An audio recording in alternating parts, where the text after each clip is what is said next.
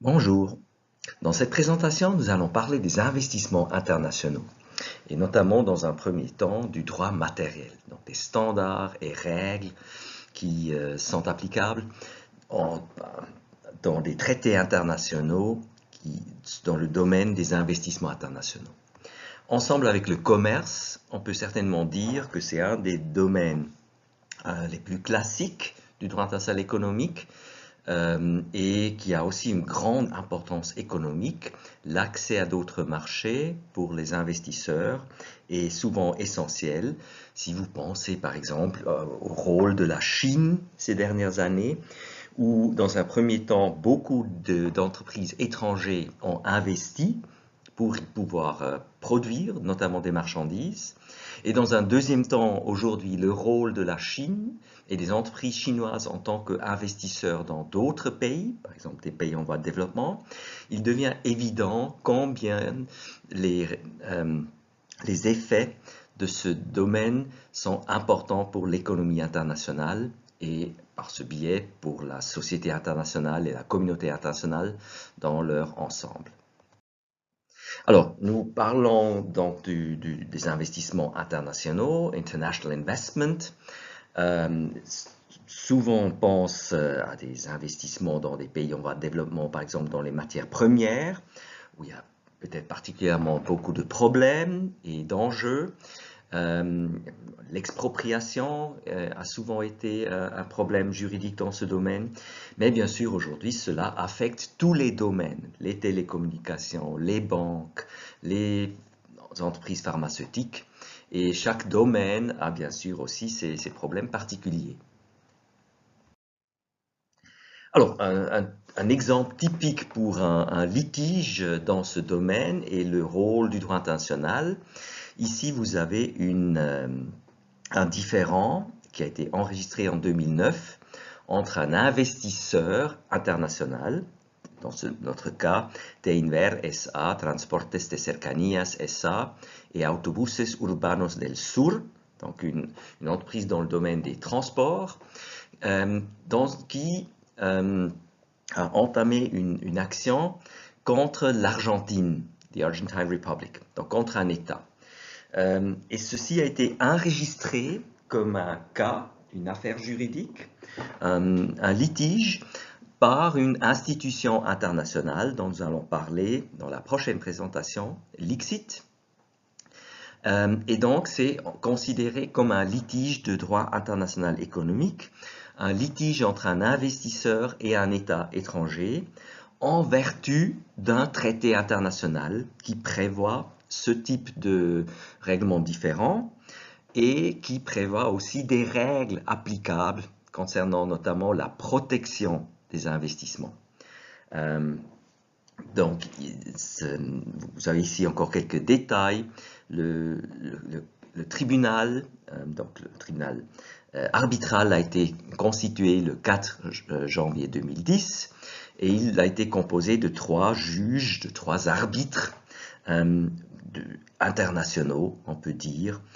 Par exemple, le professeur Burgenthal, qui était le président de ce tribunal arbitral, c'était un juriste, un spécialiste du droit international public, qui a aussi des connaissances en droit international des investissements que nous sommes en train de traiter. Alors, qu'est-ce qui s'est passé dans cette affaire? Vous pouvez le lire ici en anglais.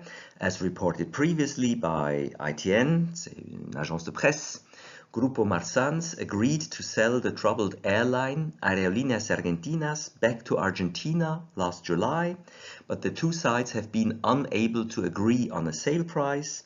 Argentina's planning ministry says that Aerolíneas Argentinas and its sister Austral are worth 832 million US dollars in debt. However, a Credit Suisse valuation at the request of the Grupo Marsans estimated the airline's combined worth at between 350 and 445 million. Given the wide gulf in valuations, the negotiations have become bitter, with public accusations aired by both sides. With negotiations deadlocked on 24 November 2008, the Argentine Senate introduced a bill that would expropriate the airline in return for a symbolic sum of $1 in compensation. On 17 December 2008, the Senate voted 42 to 20 to approve the bill. Donc, dans cette affaire, il s'agit d'une expropriation prévue par le droit argentin.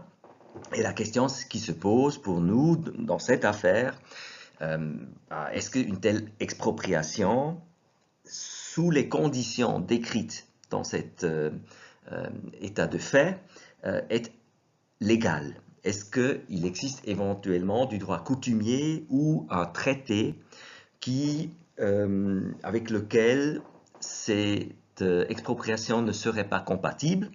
Et à ce moment-là, nous serions confrontés à une violation de droit international par l'Argentine qui peut être traitée dans ce règlement de différend que nous sommes en train de regarder. L'expropriation est un cas typique et assez extrême, mais qui arrive régulièrement dans le domaine des investissements internationaux et donc un domaine sur lequel existent des règles internationales assez importantes et intéressantes. Alors, d'où vient ce domaine et comment s'est-il développé? Alors, nous avons vu qu'au 19e siècle déjà, il y a une vague de mondialisation. De plus en plus d'entreprises s'établissent à l'étranger, par exemple pour y produire des marchandises. Par exemple, beaucoup d'entreprises suisses se sont installées en Allemagne parce qu'il y avait des droits de douane relativement élevés. Et vous avez par exemple Nestlé, qui c'est une des entreprises qui aujourd'hui font partie de Nestlé, Maggi, qui s'est installée à Singen en Allemagne, juste de l'autre côté de la frontière, mais sur le territoire allemand. Et donc, il y avait des investissements à l'étranger par des investisseurs suisses pour pouvoir produire des soupes en poudre pour le marché allemand, sur le territoire allemand. Et là, il y a toujours cette peur, voilà, d'expropriation ou de ne pas être traité comme il faut, des discriminations.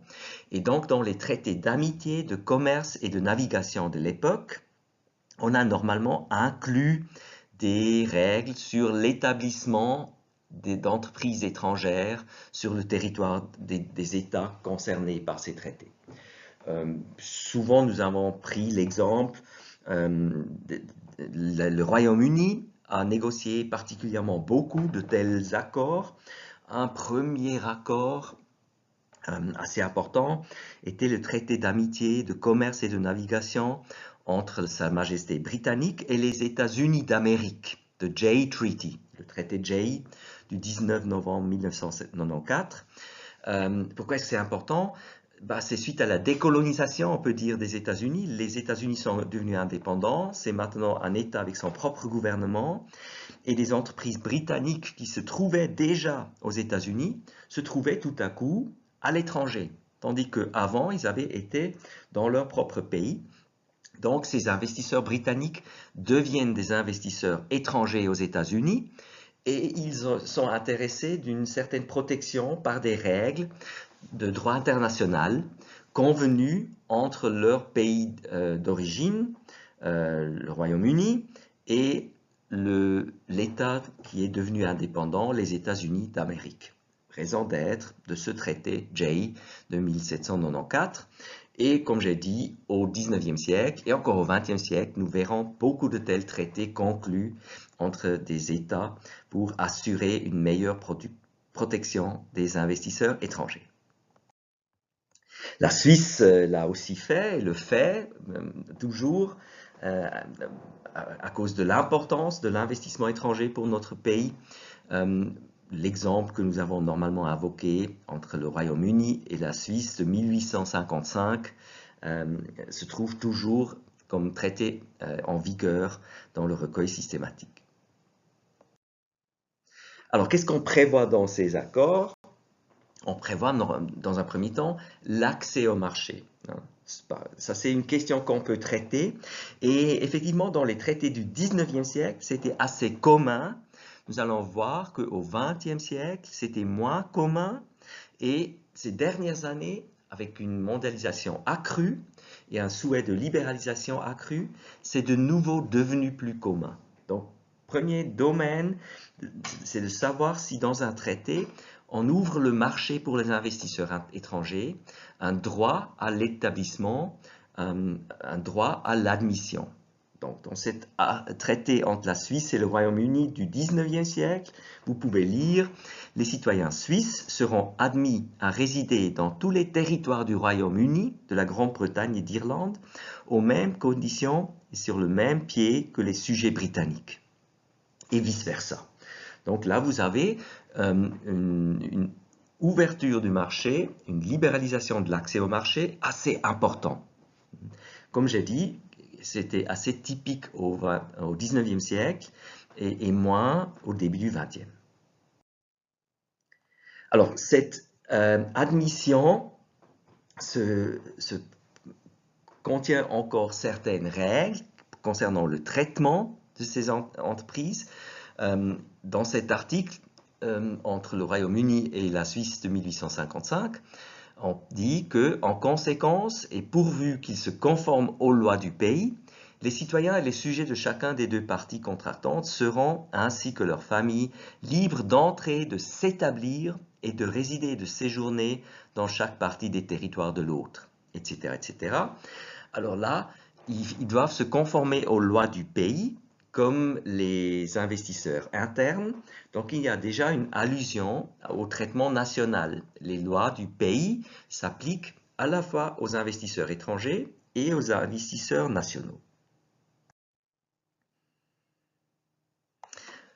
On continue par la garantie du traitement de la nation la plus favorisée. Donc, un principe de droit international que nous connaissons déjà du commerce s'applique ici dans le domaine des investissements.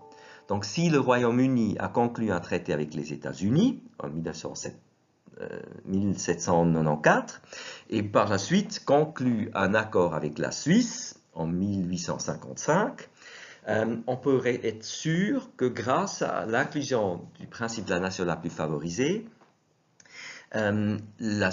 les investisseurs suisses au Royaume-Uni obtiennent un traitement au moins aussi favorable que celui qui est accordé à d'autres États.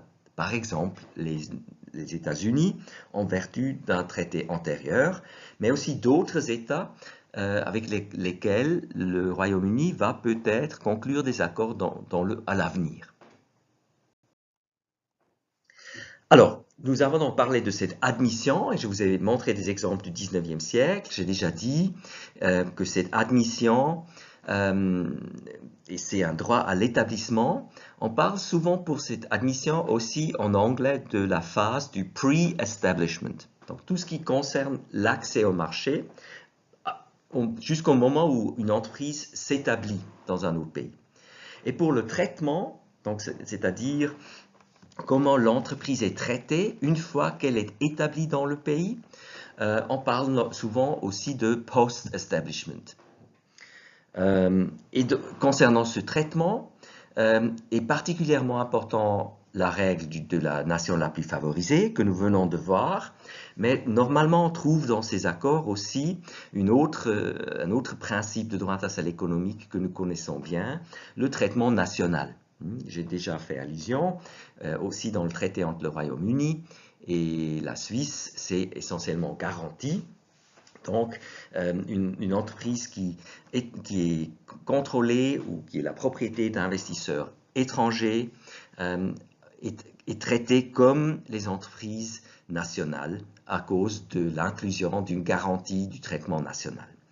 Et puis, il peut y avoir d'autres standards. Nous allons voir, par exemple, dans le domaine de l'expropriation, dont nous avons déjà parlé, qui vont peut-être au-delà d'une simple non-discrimination telle qu'elle est assurée par le NPF et le TN. Alors, juste pour illustrer ce traitement national, on le trouve par exemple dans l'article 6 de l'accord entre la Suisse et le Royaume-Uni de 1855. Et vous trouvez ici un langage, bien sûr, du 19e siècle qui est aujourd'hui plus tellement ce qu'on a l'habitude de trouver dans les textes modernes.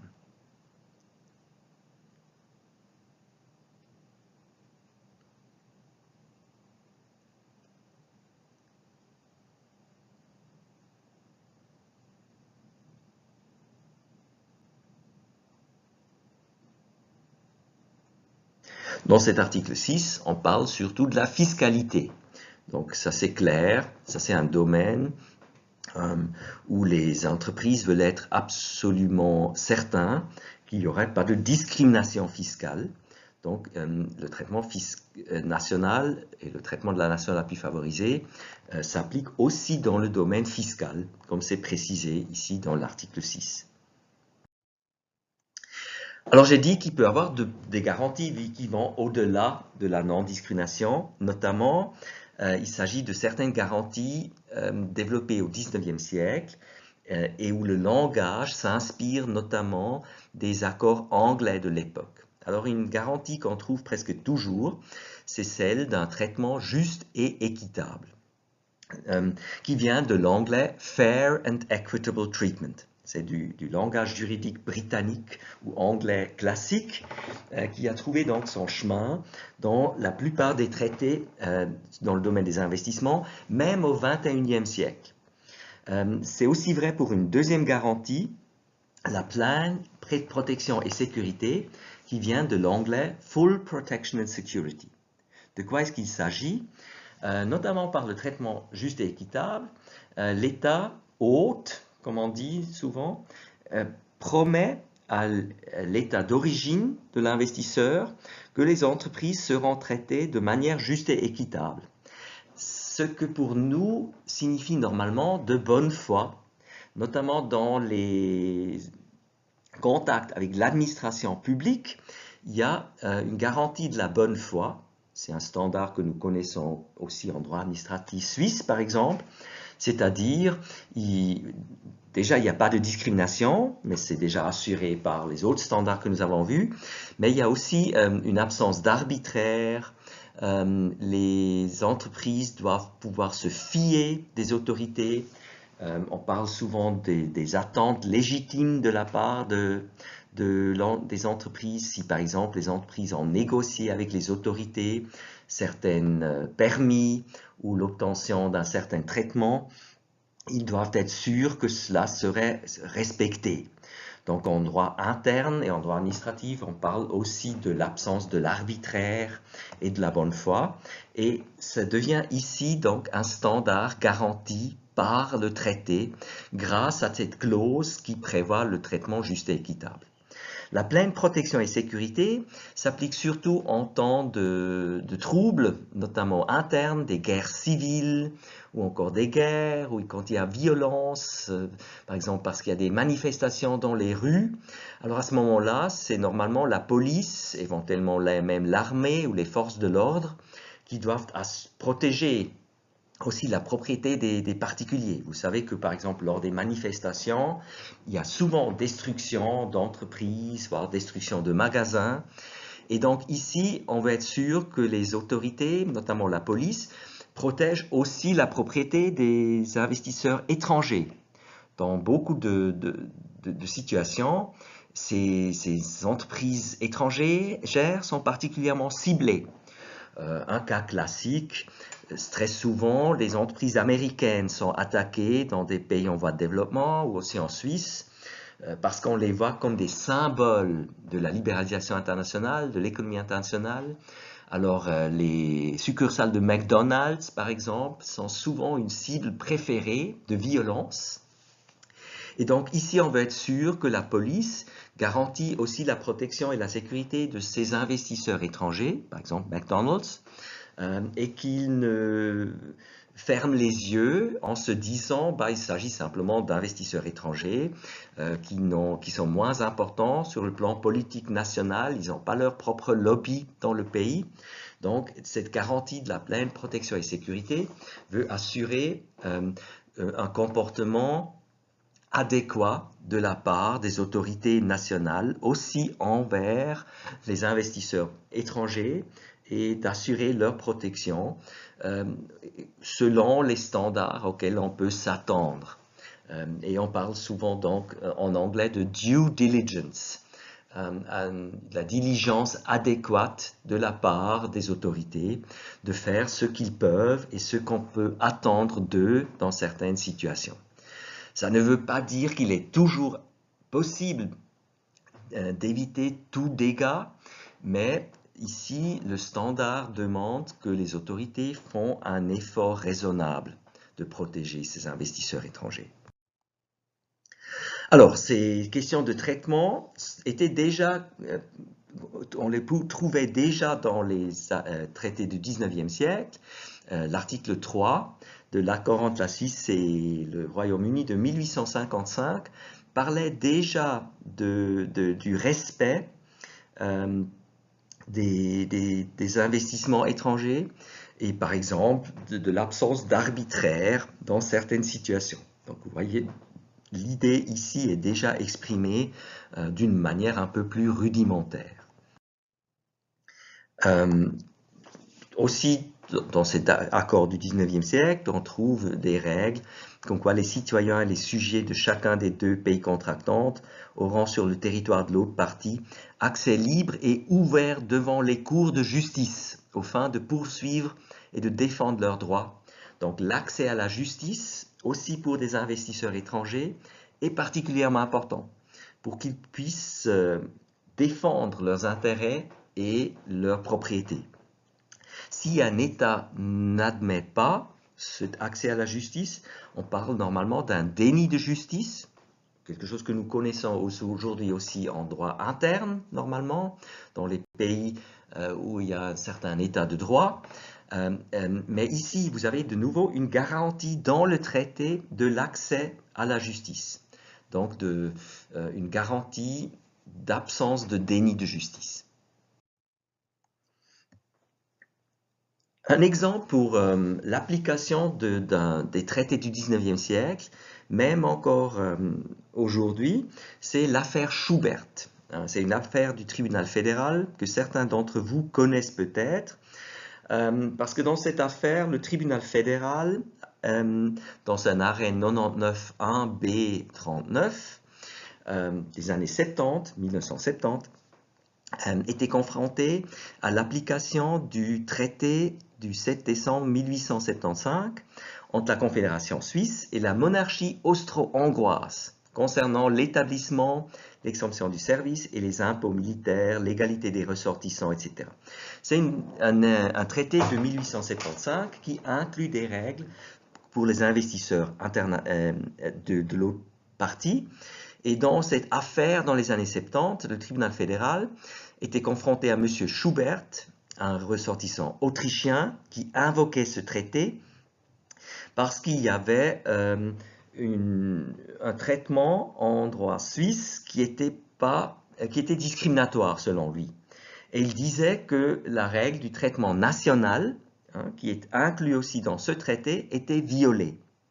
Et le tribunal fédéral a effectivement constaté que oui, ce traité était toujours en vigueur et le traitement national était violé par le législateur suisse et par les autorités suisses. C'était un cas qui a eu lieu au Tessin. Et donc, il y a violation d'un traité international par la Suisse. C'est ce qui est intéressant pour nous en vertu du droit des investissements. L'affaire est plutôt connue en droit suisse parce que le tribunal fédéral a procédé à dire, dans ce cas, que c'était une violation d'un traité international qui était voulu par le législateur suisse.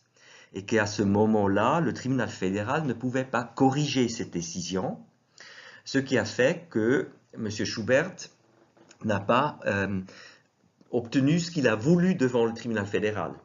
Mais comme il y avait une violation d'un traité international, effectivement, l'Autriche est intervenue par la suite et dans des négociations avec la Suisse, elle a décidé de prendre des sanctions contre la Suisse parce qu'elle constatait qu'il y avait violation d'un traité international dont l'objectif était de protéger les ressortissants autrichiens. Et comme le tribunal fédéral ne l'avait pas fait, cela menait à la responsabilité internationale du Suisse sur le plan international et l'Autriche a pris des sanctions. Par la suite, on a pu régler ces choses en négociant un nouveau cadre légal entre la Suisse et l'Autriche. Mais donc, cette affaire illustre bien la raison d'être et le fonctionnement de ces traités du 19e siècle déjà entre des États qui concluent ce type de traité de protection des investisseurs. Ici, vous avez l'article 3 qui parlait du traitement national. Dans ce traité de 1875, tout avantage que l'une des parties contractantes aurait accordé ou accorderait à l'avenir d'une manière quelconque à un autre État, traitement de la nation la plus favorisée, en ce qui concerne l'établissement et l'exercice des professions industrielles, sera applicable de la même manière et à la même époque à l'autre partie contractante, sans qu'une convention spéciale soit nécessaire à cet effet. Donc ici, c'est surtout cet aspect du traitement de la nation la plus favorisée. Et j'ai dit par la suite, dans des négociations, l'applicabilité de cet article a été suspendue par un échange de notes entre l'Autriche et la Suisse de 1975. Alors, ces traités du 19e siècle, du début du 20e siècle, mènent souvent à des problèmes de non-respect de leurs règles. C'est dans un premier temps le cas dans les pays de l'Amérique latine, où il y a des révolutions et les nouveaux gouvernements souvent ne sont pas prêts à respecter la propriété d'investisseurs américains, et les États-Unis protestent souvent et prennent aussi des sanctions contre ces pays parce qu'ils disent que les droits de propriété des investisseurs américains ne sont pas respectés.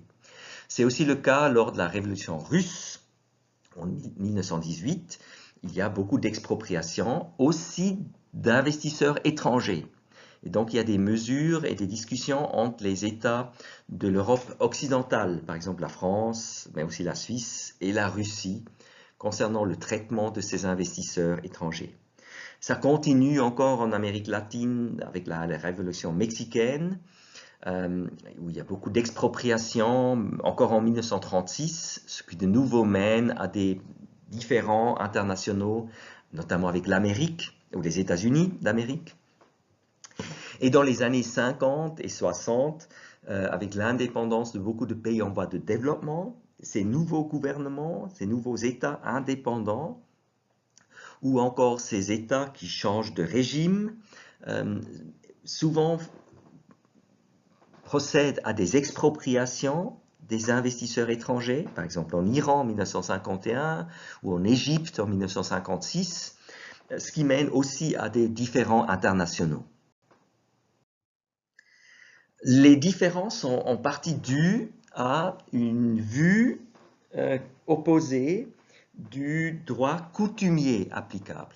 Alors, petite répétition, si vous avez un traité qui est en vigueur, vous pouvez l'appliquer et c'est peut-être relativement clair quelles sont les dispositions applicables, mais en absence d'un traité, il se pose la question s'il y a du droit coutumier international qui s'applique.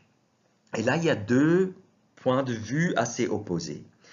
Beaucoup de pays en voie de développement, et à l'époque déjà les pays de l'Amérique latine, défendaient une position qui disait non, en droit international coutumier, il n'y a pas des garanties particulières qui iraient au-delà d'un droit à la non-discrimination.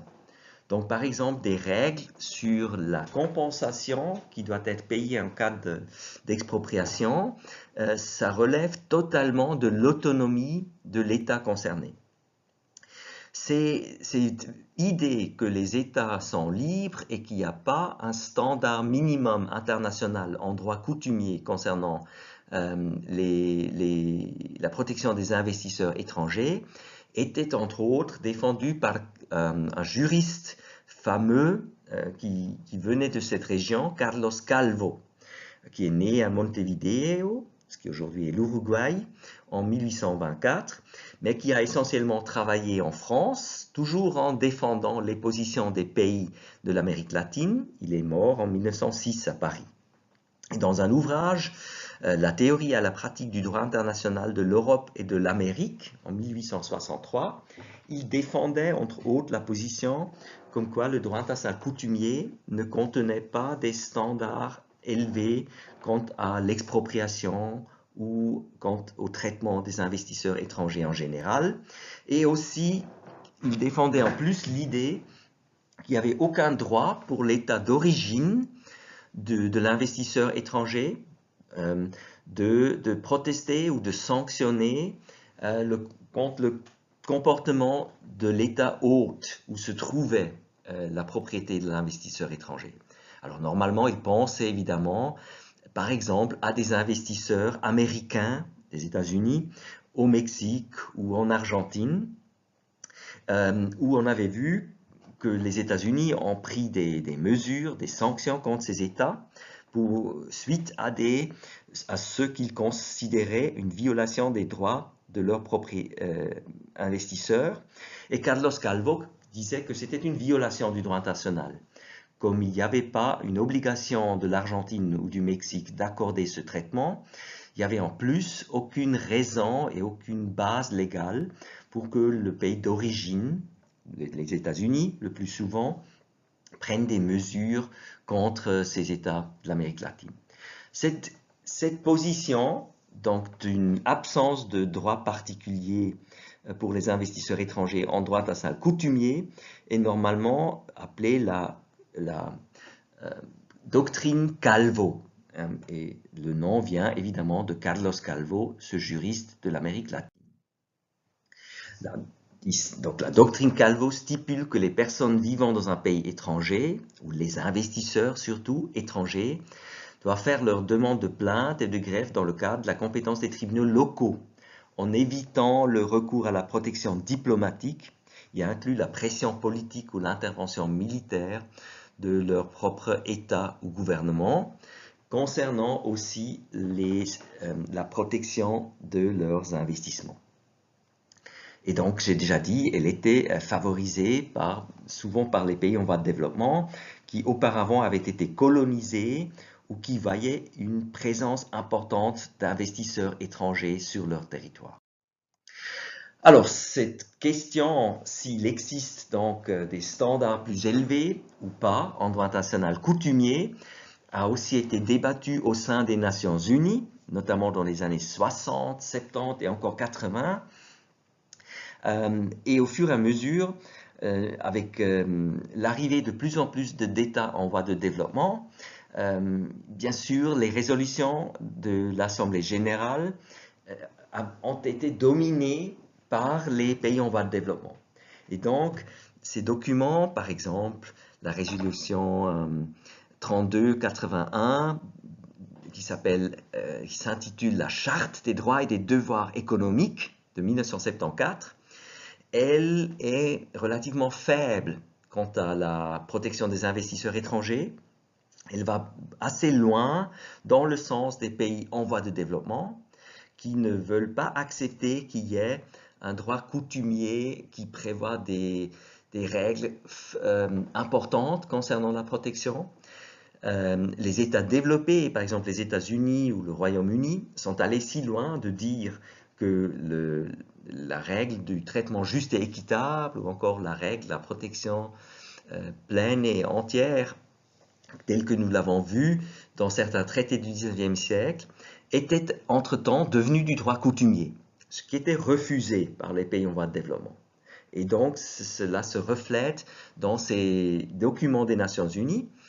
Mais les pays développés ont toujours dit qu'il s'agit de simples résolutions non contraignantes adoptées avec la majorité des pays en voie de développement. Donc pour nous, la portée légale de ces documents ne va pas très loin.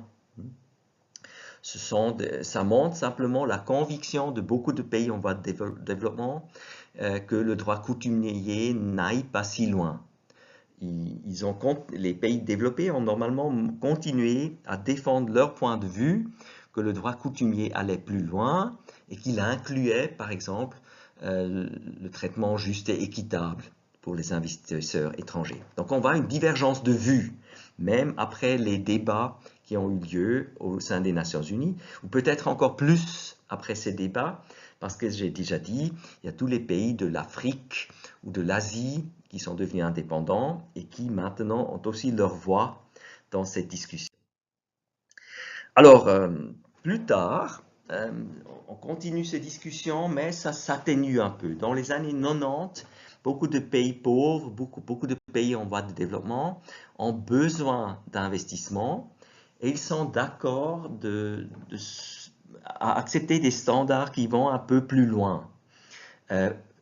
Normalement seulement dans des documents non contraignants. Et vous avez par exemple les principes directeurs pour le traitement de l'investissement étranger de 1992, qui est non contraignant, mais qui va un peu plus loin. Et où tous les membres de la Banque mondiale, de la BIRD, l'acronyme de la Banque internationale pour la reconstruction et le développement, donc la Banque mondiale en 1992, adopte ce document non contraignant. Et on peut voir ici que maintenant, beaucoup de pays en voie de développement acceptent des standards qui vont un peu plus loin, mais ce ne sont que des principes directeurs, donc c'est non contraignant. Alors le prochain pas, c'est évidemment que beaucoup de pays, notamment les pays développés, dans un premier temps, négocient des traités bilatéraux avec les États qui acceptent les mêmes standards qu'eux. Et en Suisse, on appelle ces accords souvent API, accords de promotion et de protection des investissements. En anglais, on parle normalement de Bilateral Investment Treaties, BIT. Vous trouvez aussi en anglais parfois traités bilatéraux des investissements, TBI comme abréviation. Et ce sont normalement des traités bilatéraux, parfois multilatéraux entre plusieurs États d'une région, dans lesquels on inclut maintenant des standards relativement élevés quant à l'admission des investisseurs étrangers et aussi au traitement. On inclut par exemple le traitement juste et équitable, on inclut le standard de la Full Protection and Security, on inclut des règles concrètes sur l'expropriation et la compensation qui doit être payée. Et donc, bien sûr, dans ces cas où vous avez un tel traité, il est la base des rapports entre les États concernés. Un exemple fameux des années 90, c'est le traité entre l'Amérique, ou les États-Unis d'Amérique, le Canada et le Mexique, le NAFTA, the North American Free Trade Agreement, que nous connaissons déjà, qui inclut un chapitre 11 sur les investissements, qui fait exactement ce que je viens de voir, et le niveau de protection est relativement élevé.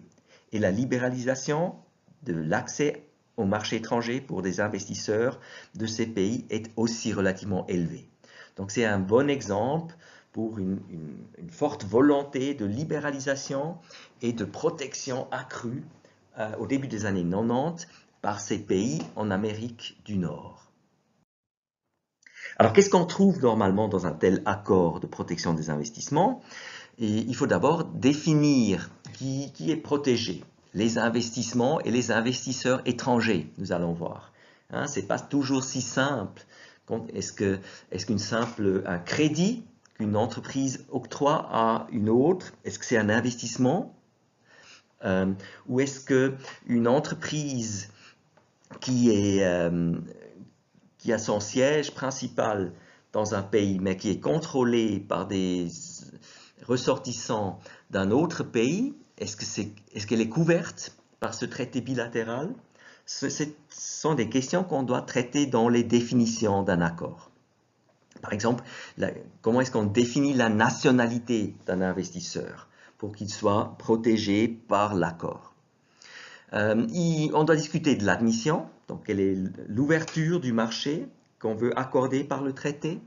On parle des différents traitements, nous avons déjà vu, traitement juste équitable, pleine protection et sécurité, traitement national, etc.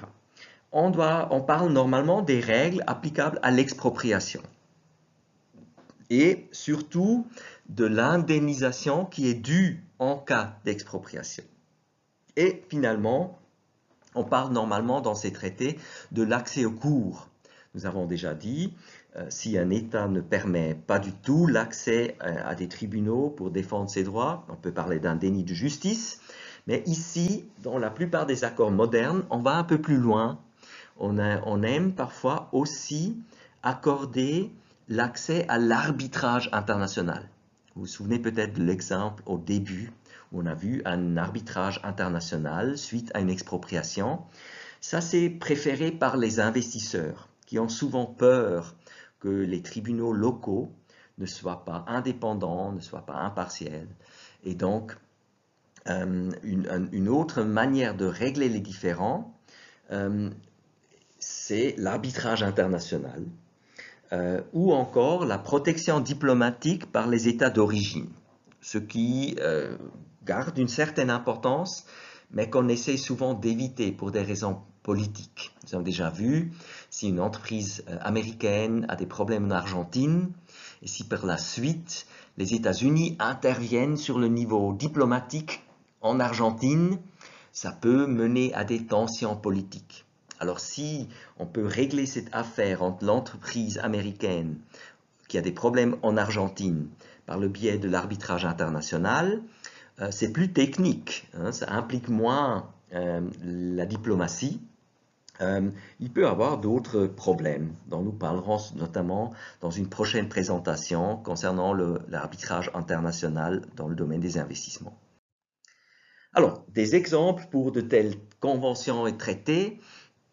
Au niveau multilatéral, vous avez deux instruments de la Banque mondiale. Alors, nous avons déjà vu les principes directeurs de la Banque mondiale de 1992, mais elles ne sont pas contraignants. Alors, comme instrument contraignant de la Banque mondiale, existent deux conventions.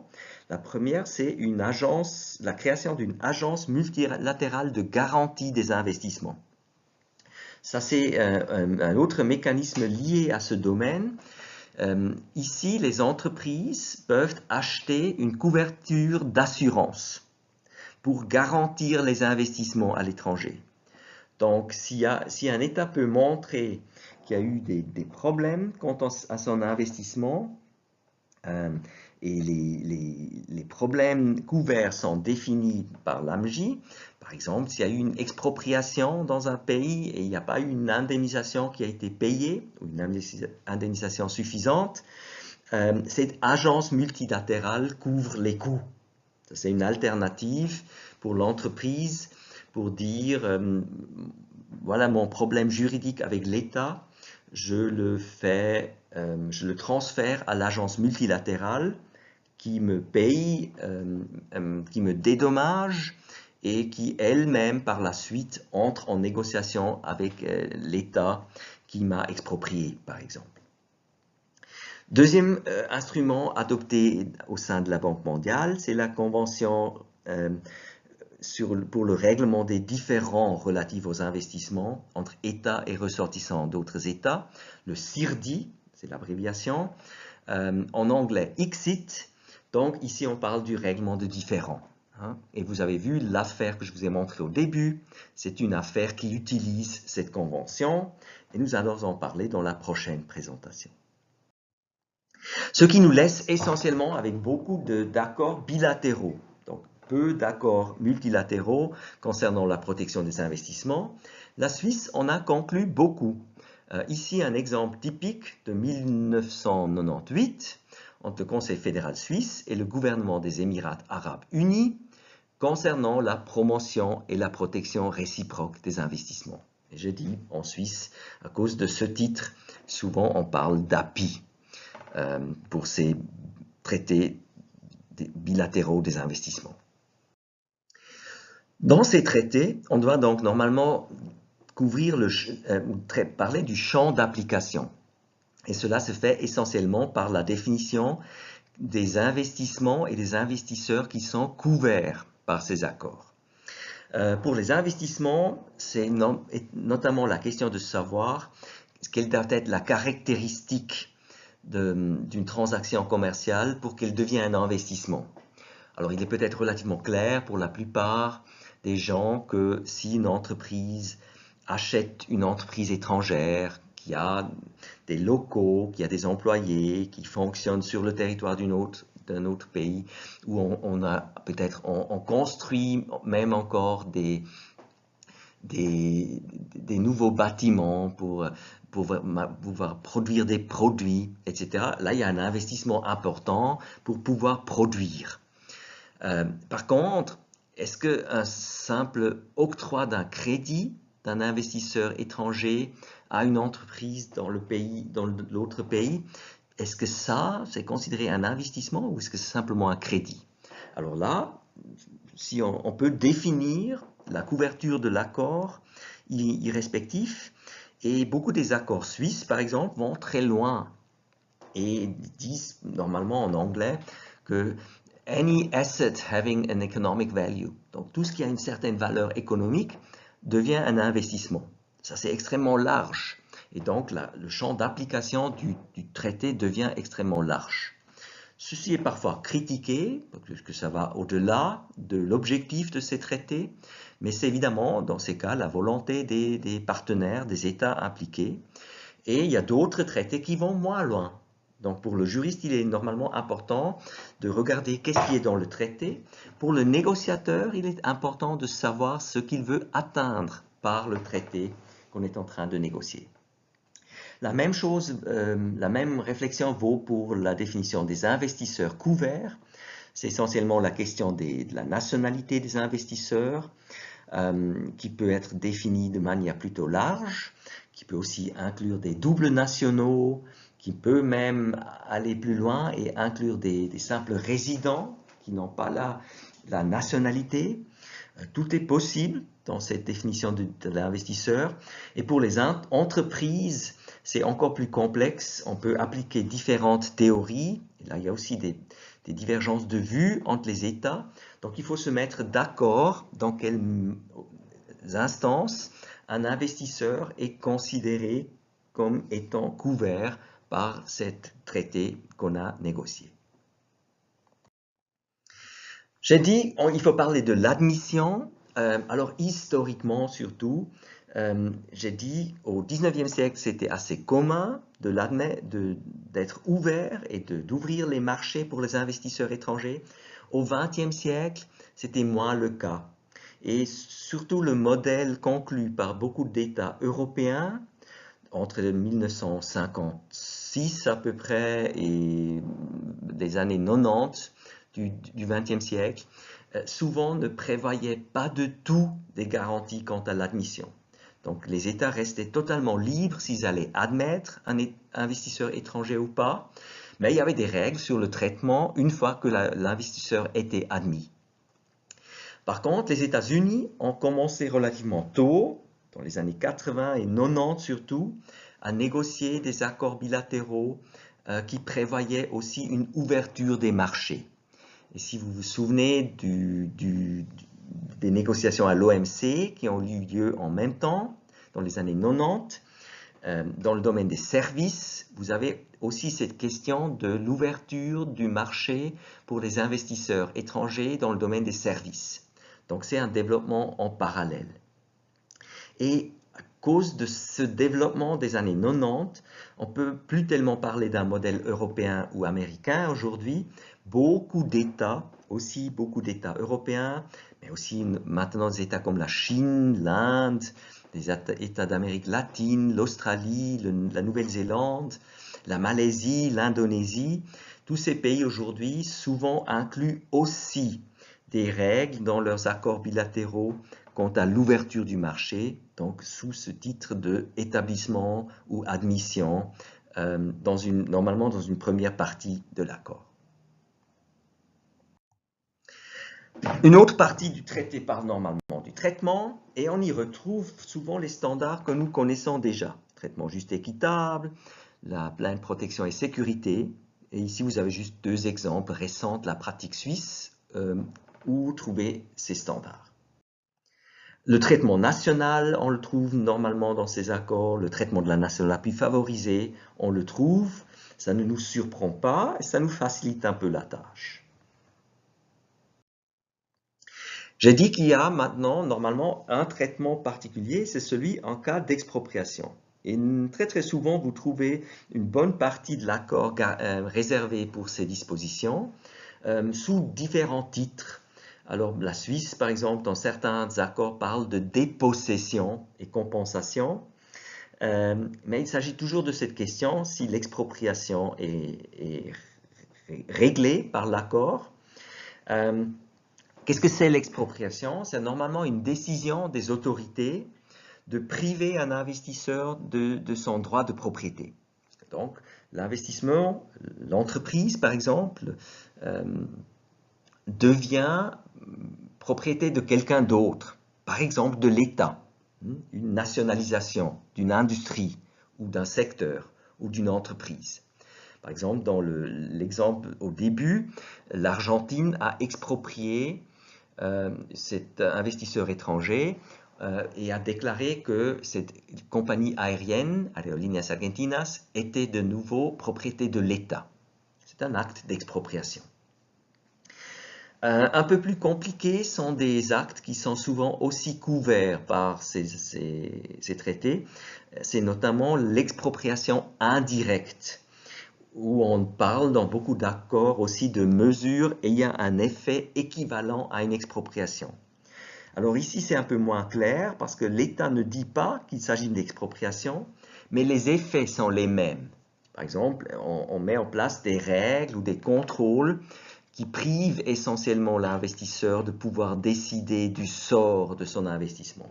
Et il y a une admission de la part de l'État, par exemple un contrôle par un organe étatique, et à ce moment-là, on peut appeler cela une expropriation indirecte, et beaucoup de ces traités prévoient aussi des garanties dans ces cas, donc que même s'il ne s'agit pas d'une expropriation officielle, si les effets sont les mêmes, toutes les conditions et les règles de l'accord dans ce chapitre deviennent aussi applicables. Un troisième point qui pose souvent problème, c'est de savoir à quel moment l'application de la réglementation intérieure, donc les lois nationales d'un État, si cela complique énormément le fonctionnement et la rentabilité normalement d'un investissement, est-ce qu'à ce moment-là, on peut aussi parler d'une expropriation partielle ou indirecte?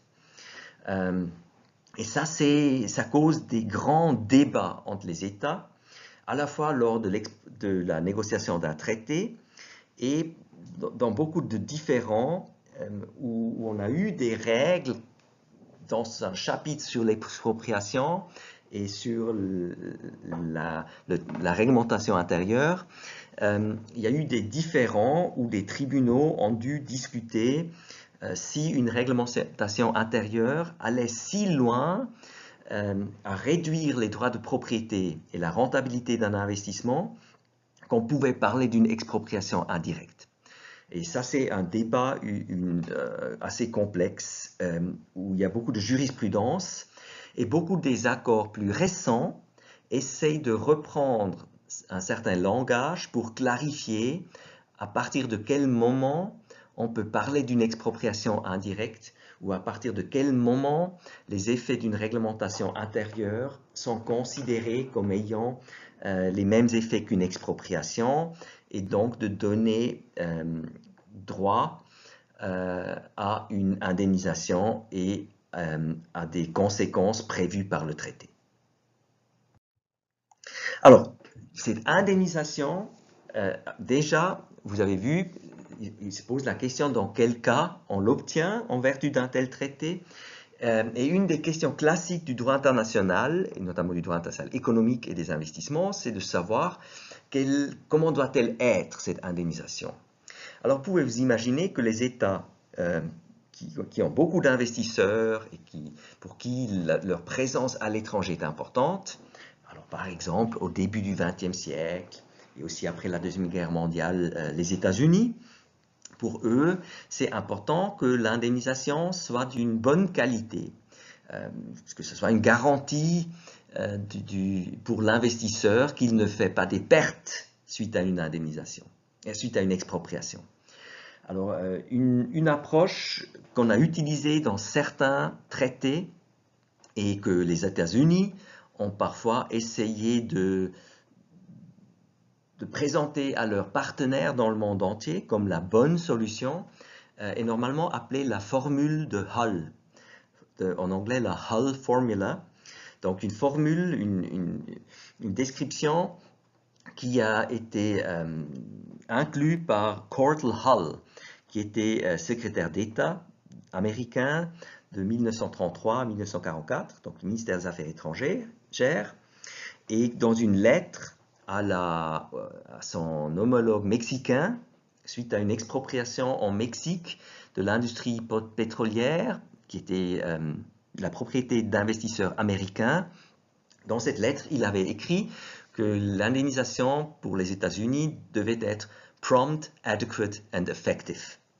Et c'est un langage qui inspire encore aujourd'hui beaucoup de traités internationaux, mais ça va relativement loin. Et bien sûr, après, il faut aussi interpréter ce que c'est prompt. Prompt, c'est normalement, ça fait allusion à la durée. Est-ce qu'on doit tout de suite obtenir une indemnisation? Est-ce qu'on doit éventuellement attendre quelque temps, notamment si l'État n'a pas beaucoup d'argent? Adéquate, donc quelle est la somme qui est due? Comment est-ce qu'on définit l'indemnisation? Est-ce que ça doit correspondre à ce que l'entreprise vaut, par exemple en bourse? Là, si c'est une entreprise qui avait des actions qui étaient vendues en bourse, est-ce que la valeur marchande d'une entreprise doit être décidée aussi de l'indemnisation qui est due, ou est-ce qu'on peut calculer cette indemnisation différemment? Est-ce qu'on doit éventuellement tenir compte du contexte social, de l'importance d'une industrie pour l'État concerné? Ça pose souvent un problème dans des traités et aussi dans l'application de ces dispositions dans les traités. Et finalement, si l'indemnisation est effective ou pas, là, c'est normalement le domaine où on se demande, mais qu'est-ce qu'on reçoit? Est-ce qu'on doit être indemnisé en dollars américains ou en euros? Est-ce qu'on peut être indemnisé en nature? Est-ce qu'on peut être indemnisé en actions? Par exemple, d'autres entreprises étatiques, peut-être l'investisseur n'est pas tellement intéressé à obtenir de telles actions. Ou est-ce qu'on peut être indemnisé dans la monnaie locale? C'est peut-être une monnaie qu'on ne peut pas vraiment utiliser parce qu'elle ne peut être utilisée que dans le pays d'origine, où elle est pas très stable, donc on risque de perdre de l'argent juste pendant la durée de la transaction. Donc ici, c'est normalement la question si on doit indemniser dans une monnaie dure, convertible, notamment les monnaies les plus utilisées dans le commerce international, comme traditionnellement le dollar, ces dernières années aussi l'euro ou la livre sterling, et de plus en plus peut-être le yuan chinois ou le yen japonais. Une catégorie à part dans beaucoup d'accords de protection et de promotion des investissements, c'est la question des transferts. Donc si un investisseur a obtenu une indemnisation, ou encore si un investisseur a simplement décidé peut-être de vendre son investissement et qu'il a maintenant une somme dans l'état hôte d'argent dans une banque, est-ce qu'il peut transférer cette somme à l'étranger? Alors beaucoup d'États, notamment des pays en voie de développement ou des pays qui sont dans une crise monétaire, connaissent des restrictions quant au transfert de capitaux. Et donc, si on veut transférer les avoirs qu'on a en tant qu'investisseur étranger, on aime bien voir une garantie de transfert dans les accords. Et par exemple, la Suisse inclut régulièrement, si possible, une telle garantie pour assurer que l'investisseur suisse à l'étranger puisse transférer ses avoirs à la fin d'un investissement ou même s'il s'agit d'un désinvestissement partiel de nouveau à l'étranger. Dernier point, déjà un détail, mais qui fait le lien avec d'autres chapitres du droit international. Il y a souvent des dispositions concernant le personnel clé dans ces traités sur les investissements. Donc là, on parle de la migration de certaines personnes. Si par exemple l'UBS, une banque suisse, investit aux États-Unis, elle est peut-être intéressée à être sûre que certains des cadres de l'UBS, qui sont peut-être des citoyens suisses ou résidents suisses, puissent aussi, au moins pour une certaine durée, pour un certain temps, se déplacer dans le pays hôte, dans notre exemple les États-Unis, pour participer à la gestion de l'investissement, hein, notamment des cadres, des spécialistes techniques. Et on appelle ces personnes normalement le personnel clé dont un investisseur étranger a besoin pour vraiment bénéficier de son investissement, pour vraiment gérer et assurer l'opération de ses investissements à l'étranger. Et comme beaucoup de pays connaissent des restrictions parfois très sévères quant à la migration, on inclut normalement des dispositions dans ces accords sur les investissements pour assurer aussi des permis de séjour et le séjour temporaire au moins pour le personnel clé d'un investisseur étranger qui autrement aurait peut-être des difficultés à se rendre dans le pays hôte de l'investisseur et surtout aussi à y travailler.